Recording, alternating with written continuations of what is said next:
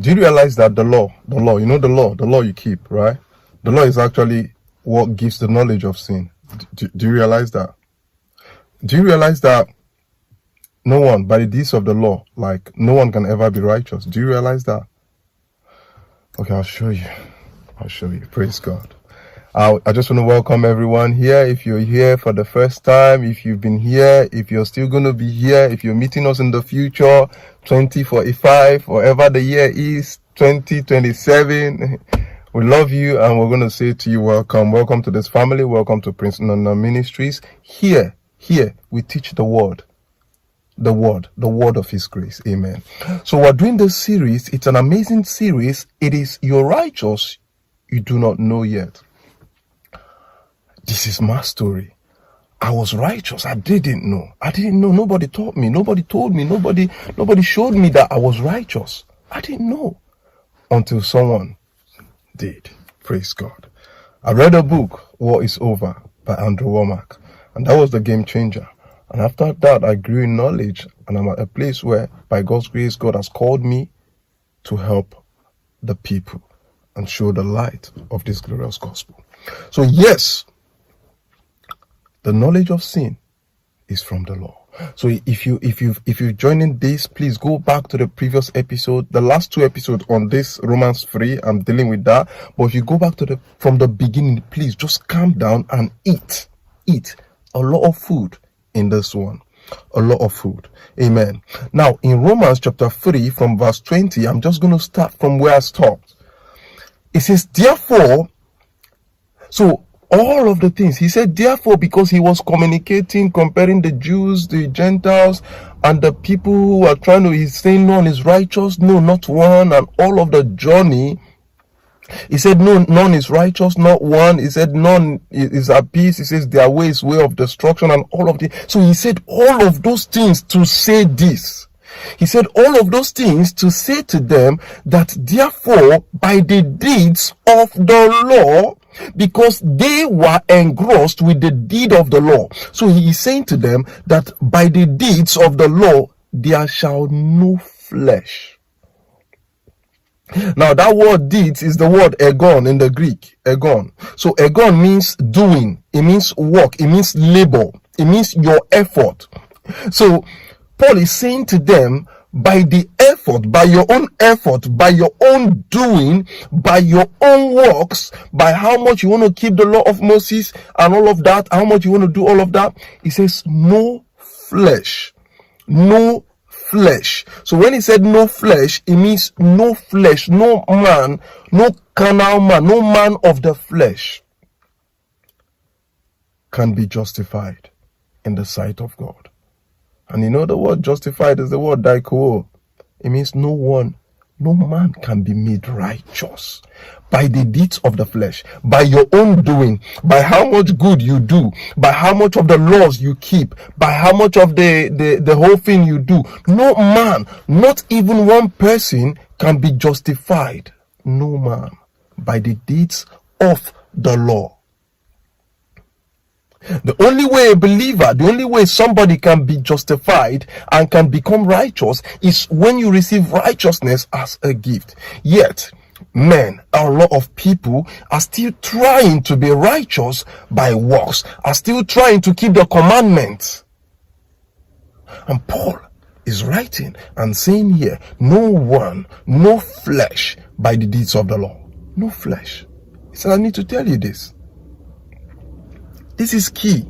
It is key. And I am saying this so that you know, and you don't bother yourself and thinking, you know what, I'm doing good, I'm trying to do good, I'm trying to do all of this so that I can be righteous. No, you receive righteousness and then you reproduce the fruit of righteousness as the act of doing good. So the doing good and the doing all of the nice things is the fruit of righteousness, not the root. The root is Christ. The fruit is what you bear. So if you are rooted in Christ, you bear the fruit. If you know who you are in Christ, you bear the fruit. Praise God. So Paul is saying that by your own doing, by your own works, you can never be righteous. You can never be righteous.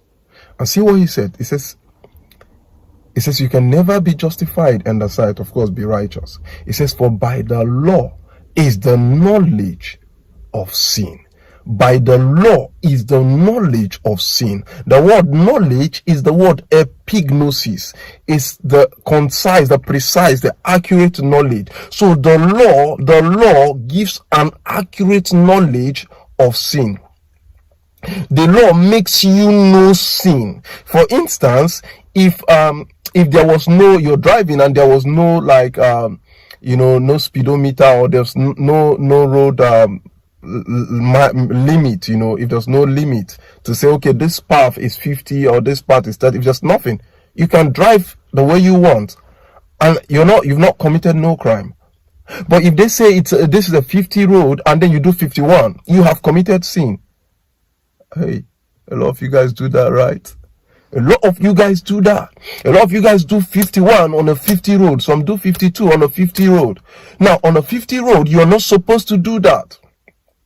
On a 30 road, you're not supposed to go 31. So the law has made you know that you have broken something. The law is what opens up and gives you the knowledge of the crime that has been committed. So the law is what gives the knowledge of sin. So Paul is saying that the law, it is from the law.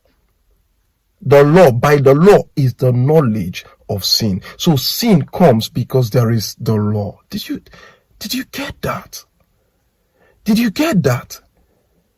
So he said the deeds of the law. So no man is able to be righteous because the law cannot make anyone perfect.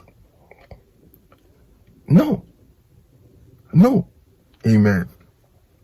Now Paul did all of this. He did all of this. And see what he said. He now went further. He now says, but now.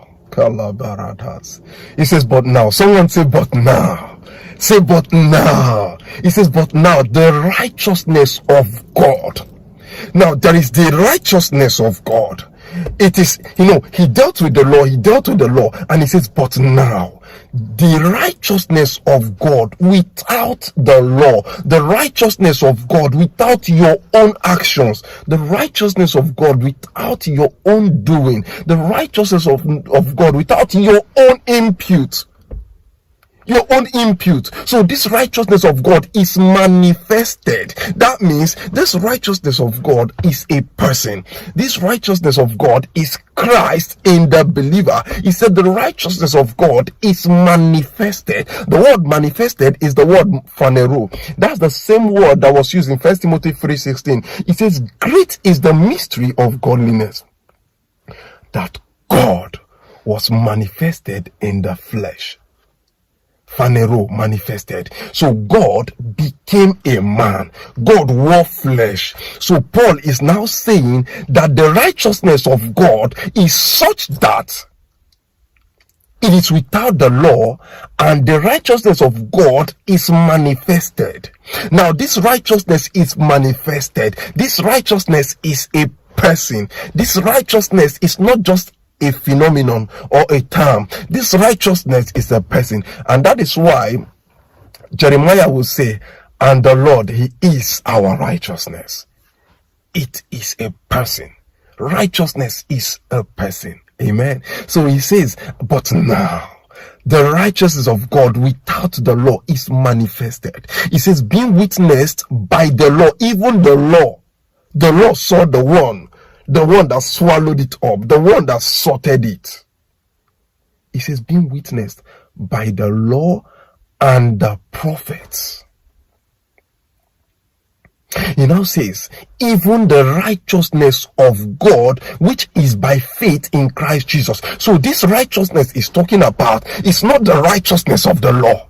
The righteousness we're talking about here is it's not the righteousness of, oh, I did this, I did that, I did all of this, I did that. No, it is the righteousness by faith in the person of righteousness. It is you believing in Jesus Christ. It says, for even the righteousness of God, which is by faith, by the pistis, by the belief, by the assurance, by the persuasion, that is credence, moral conviction, by believing in Jesus. The righteousness of God. It says by believing in Jesus. It says unto all and upon all them that believe.